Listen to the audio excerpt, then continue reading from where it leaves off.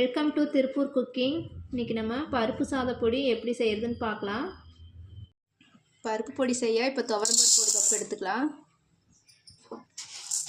அடுப்பை கொஞ்சம் சிம்மிலே வச்சு ஒரு 10 நிமிஷம் வறுத்துக்கலாம். துவரம்பருப்பு இப்போ நல்லா செவக்க வறுத்தாச்சு. இதை எடுத்து ஒரு பிளேட்டுக்கு மாற்றிடலாம். பாசிப்பருப்பு ஒரு கப் எடுத்து அதையும் வறுத்துக்கலாம். இதையும் அடுப்பை சிம்மிலே வச்சு செவக்க வறுத்துக்கணும். பாசிப்பருப்பு இப்போ செவக்க வறுத்தாச்சு. இதையும் ஒரு பிளேட்டில் மாற்றிக்கலாம். அப்படியே பருப்பு எடுத்தோம்ல அதே பவுலில் 1/2 கப்பு பொட்டுக்கடலை போட்டுக்கலாம். பொட்டுக்கடலையும் நல்லா செவக்க வறுத்துட்டோம். இதையும் எடுத்து ஒரு பிளேட்டுக்கு மாற்றிக்கலாம். இப்போ அதே பவுலில் 1/2 கப்பு நம்ம கடலைப்பருப்பு போட்டுக்கலாம். கடலைப்பருப்பையும் நம்ம செவக்க வறுத்துக்கலாம். கடலைப்பருப்பை இப்போ வறுத்தாச்சு. இதை ஒரு பிளேட்டுக்கு மாற்றிக்கலாம். வரமிளகாய் 10 எடுத்துக்கிட்டோம். இதையும் போட்டு வறுத்துக்கலாம்.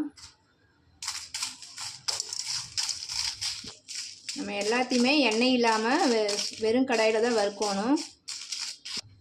இப்போ இது கூடவே நம்ம கருவேப்பிலை கொஞ்சம் போட்டுக்கலாம். அதையும் நல்லா வறுத்துக்கலாம். கருவேப்பிலை நல்லா மொறுன்னு வர அளவுக்கு நல்லா வறுத்துக்கணும். அப்போ தான் பொடிக்கு நல்லாயிருக்கும். இது கூடவே நம்ம கல்லுப்பு ஒரு ஸ்பூன் போட்டுக்கலாம்.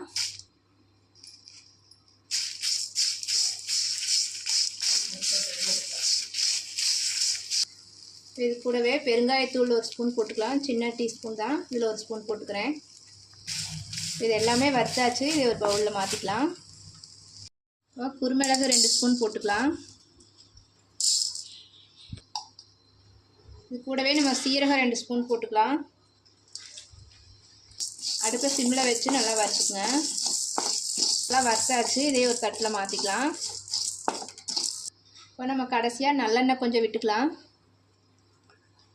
இல்லை ஒரு 10 பல் பூண்டு எடுத்து பொடியாக தட்டி வச்சுக்கிறேன். இதை போட்டு நல்லா வறுத்துக்கலாம். பூண்டு நான் தோலோடு தான் தட்டி போட்டிருக்கேன். இது நல்லா மொறுன்னு வர அளவுக்கு வறுத்து எடுத்துக்கணும். பூண்டு நல்லா மொறுன்னு ஆயிடுச்சு. இதையும் ஒரு தட்டில் மாற்றி ஆற வச்சு எல்லாத்தையுமே நம்ம அரைச்சிக்கலாம். இப்போ நம்ம வறுத்த எல்லா பொருளையும் பிளேட்டில் போட்டு வச்சுருக்கேன். இது நல்லா ஆறட்டும். ஆறினதுக்கப்புறம் மிக்சியில் போட்டு நைஸாக அரைச்சிக்கலாம்.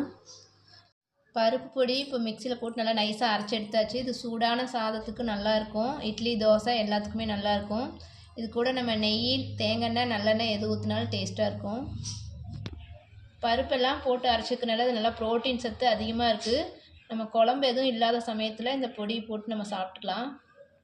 இந்த வீடியோ உங்களுக்கு பிடிச்சிருந்தா லைக் பண்ணுங்கள், ஷேர் பண்ணுங்கள், சப்ஸ்கிரைப் பண்ணுங்கள். தேங்க்யூ.